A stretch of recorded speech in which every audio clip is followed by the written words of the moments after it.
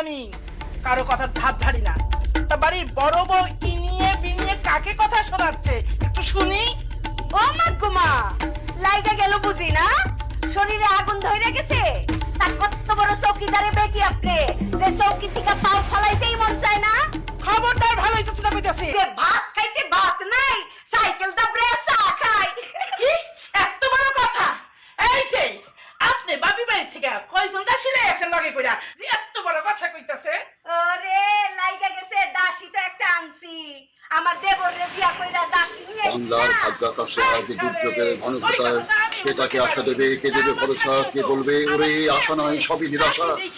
আমার কোনো কাজই করা লাগবো না, আমি ঠ্যাঙ্গের পরে ঠ্যাং তুইলা বয়া বয়া খামু আর দাসী সব কাম করবো।